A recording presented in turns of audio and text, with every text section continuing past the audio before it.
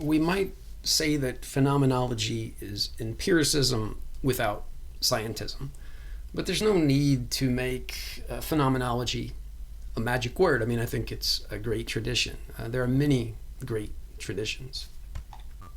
I've, talked about logical positivism a lot because it's been largely forgotten and people treat it as something that is dead or finished, but I think that's naive and presentist.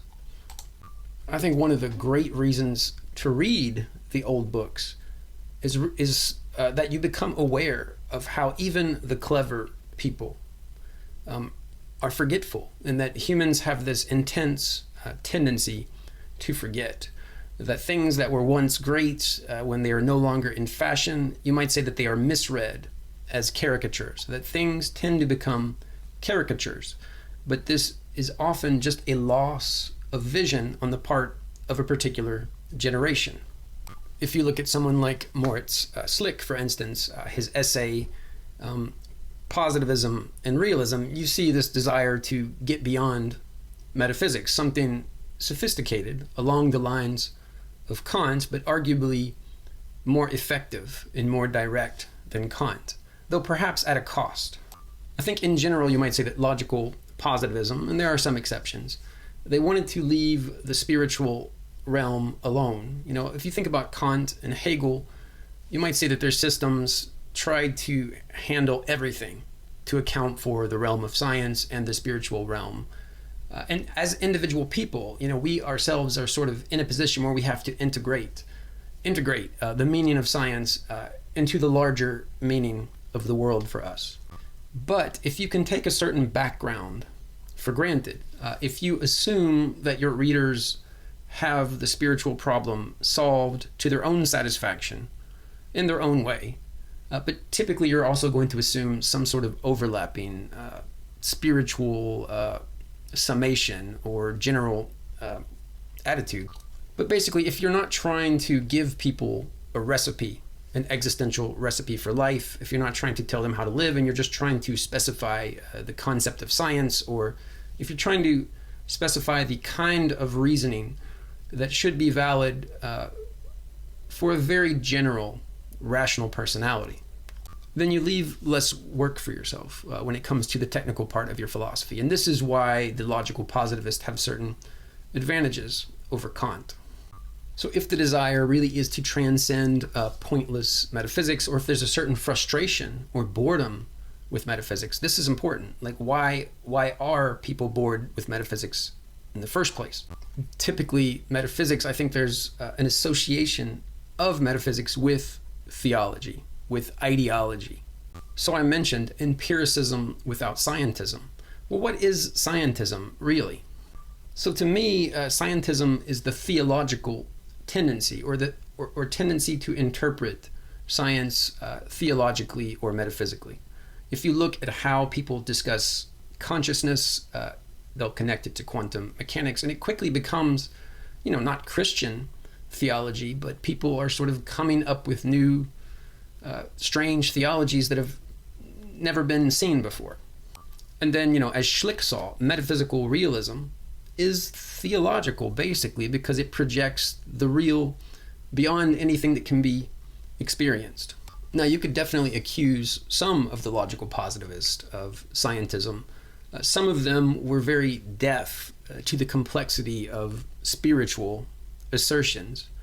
Like Carnap, he's pretty square. It's like he might allow that metaphysics can be poetic, but what is poetry, right? So, one of the limitations of some of the logical positivists is the pretense that, precise factual statements about, repeatable empirical phenomena were somehow sacred.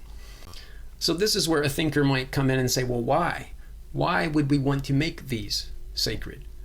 Why are, scientific statements privileged to begin with? And I would say that because almost all of us find them existentially relevant. We depend on the crops to grow. We depend on the airplane to stay in the air because we want to live, because we want our loved ones to live. As Feuerbach put it, and this was early in his work, people were losing interest in the metaphysical because they were turning to this world. They weren't spiritually motivated. A cynical person might say they weren't living so much in their imagination of spiritual things or of the afterlife and so on. So the logical positivists, they tended to be atheist or agnostics. So they were finding the value of their lives in this world, and they tended to take an interest in science for granted. So this would help explain how there could be a kind of unconscious scientism that didn't feel the need to explain itself. Some of them had leanings toward communism, Esperanto, basically a secular replacement for Christianity, a kind of global enlightenment, post-enlightenment religion, in quotes. Logical positivism shades into the philosophy of science. You have people like Popper, who was kind of their rival, but also on the outside of the circle, very interested in the circle. Why must science be carefully demarcated? Because it played the role of the symbol of rationality itself. So science itself was somewhat fetishized. Instead of holiness, you had rationality. And then the philosophy of science was the specification of this rationality, of righteousness. So in that sense, philosophers who understood themselves as philosophers of science became something like the new theologians, the secular replacement for theologians. Now, to me, there's a tension here, because a big part of the scientific spirit is a kind of flexibility. You might say of knowing that you don't know, but basically holding your beliefs tentatively, flexibly, and dialectically, or dialogically, in the sense that you will subject your beliefs to criticism, but you will also present them. If you think they're good, you will also say why you think they are good, right? There's an affirmative part, and then there's also a certain passivity, or will you willingly endure or tolerate criticism. And then there's this desire to synthesize something better, right? So the spirit of science would be an on the wayness, an ever on the wayness, or that would be part of it.